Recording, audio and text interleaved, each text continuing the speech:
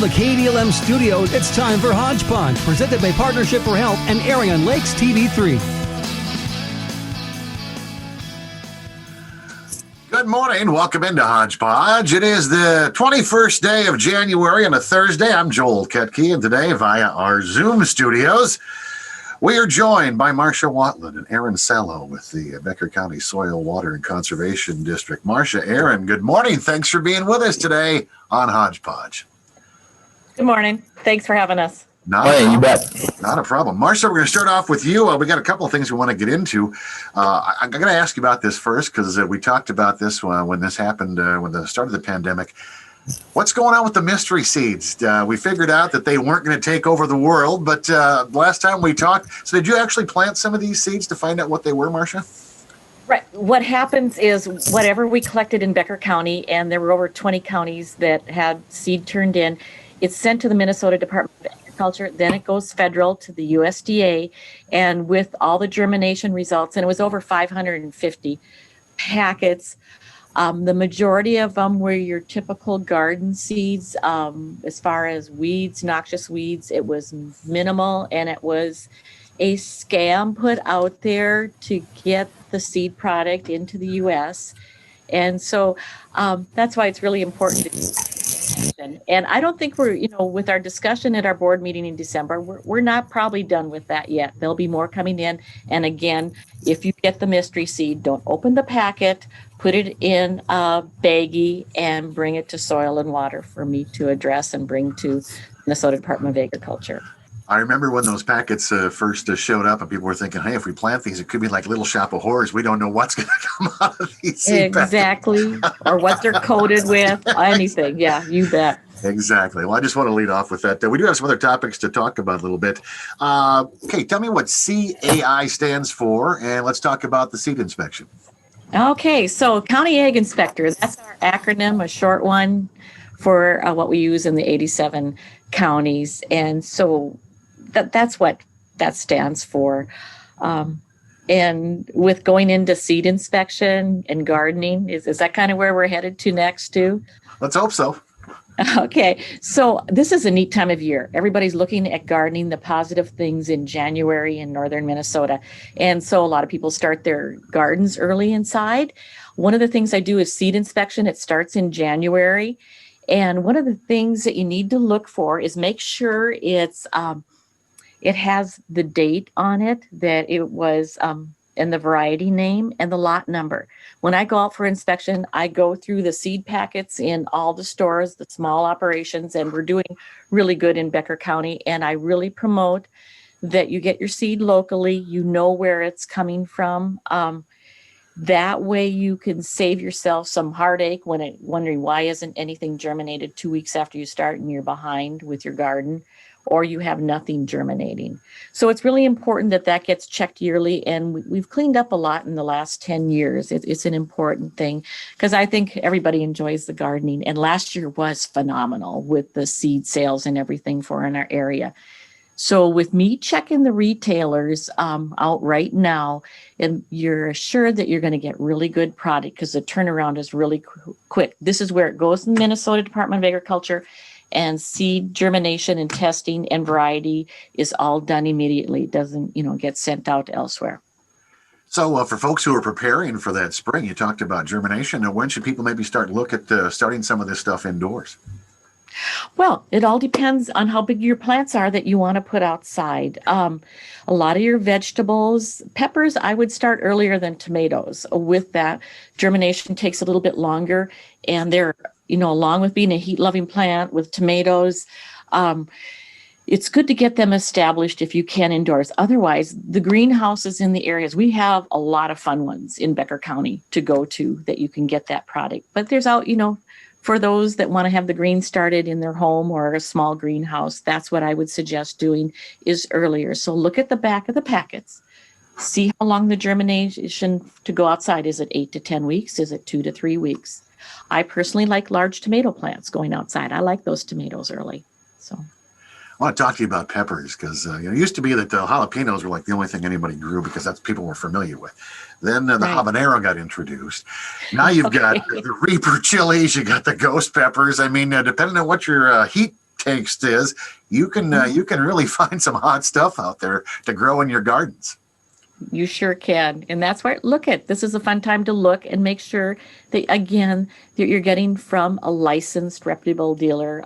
We also check the magazines. We're getting better with the online, but it's very important that you get seed produced here in the United States, and be careful of those that come in your orders in your shoes or whatever. Send them, drop them off at Soil and Water, okay? Take Marsha's advice. We don't want anything that shouldn't be planted in Becker County to be planted. Marsha, let's talk a little bit. I know you wanted to touch on pesticide testing. Yeah, pesticide testing is starting now, and the commercial one specifically. I want to know that it's available to businesses, that it's available in Becker County. I offer it. The state of Minnesota and St. Paul is going down to 2 days a week for the state of Minnesota. Becker County, I'm set up over at the county courthouse. You do have to call in, and majority of people know about it, and I can set you up for your commercial licensing, and it's online and you find out immediately. And for those of you that are into, you're a producer, a farmer, then you go through the extension service, and it's a take-home exam that you do. I do the commercial and non-commercial, which includes the non-commercial relates to government, okay? All right, I'm going to see if I pronounce this right. Phragmites, am I close? Well, that's one way to do it. It's I don't know how to pronounce it. How's it pronounced? Yeah, it's Phragmites. I wasn't even close, Marsha. No, you're fine. That's one of those ornamental plants, European, that has gotten loose, and we've been dealing with that. And that's the other thing. With your prohibited weed, it is on the prohibited weed list for Becker County, which means it gets the same category as if the Commissioner of Agriculture put it on the state list. So we have about 12 counties that add on. So we were doing control in December, the week of December, going out there, and by we, I mean the Cooperative Weed Management Area. So that would be MnDOT, DNR. I grabbed AIS Carl, staff from our office, and we went out and took care of the seed issue out on State Highway 10 and right west of Detroit Lakes. When you talk about these noxious weeds or prohibited weeds, and when they do start to show up, can you talk? I mean, obviously you guys identify them and go out and attack them at the source, correct?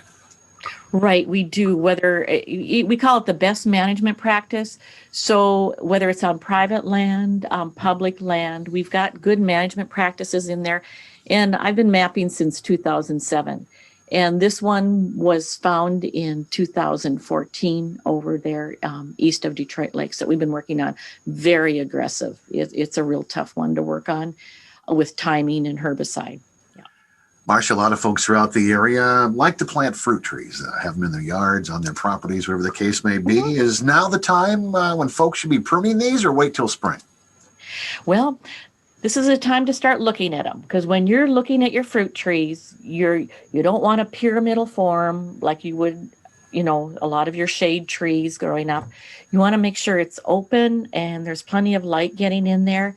And to reduce the issue with disease in trees like fire blight and that, start looking now, and in March, go out there and start pruning. I've gotten my ladder out in last year where there was a lot of snow, and you clean it up, and you're going to keep pretty even production, along with even your cuts will be healing before the rains start and everything starts, and it's open, and it's a lot easier to see your tree. And you want to look for the horizontal branches. You get a lot of the vertical ones going in there, they're not going to be your fruit producing stems. We want to go for the, coming up off the trunk. We want to have more of the horizontal ones coming out, and those are going to start producing right away. A lot of people, myself included, have pine trees in their yard or around their property, mm-hmm. and a lot of us trim them up a little bit so they look nice and neat around the house. Is this the time of year to do that as well, or again, maybe wait till a little bit later on or earlier in the spring? The other question I have for you is, I see a lot of folks that trim the branches off. Some folks use the putty on the branches, on the ends. Others let them go. What do you recommend? Okay, with a lot of the research, when I was in plant production over at North Dakota State University. There was research done on that anything under an inch didn't need to be sealed. Anything an inch and over, you should seal. It's and as you go by through the decades, it changes a little bit, but that's kind of a general rule to go with. And a pruning sealant works really good on that as far as healing. And that keeps your insects out and your fungus and your bacteria, those type of things. Marsha, go ahead, continue. No, I would say for pruning with your evergreens, it's kind of open on that. The biggest thing is when it comes to June and you get those new candles coming off to get a stockier tree, that's when you cut those back in half. You don't necessarily take off the branch. One of the things to be careful with your evergreens is the older wood will not send out new shoots regularly. So generally needles last about 3 years, some of them maybe up to 5. But you start going back into that old wood, you're not going to get a rejuvenation.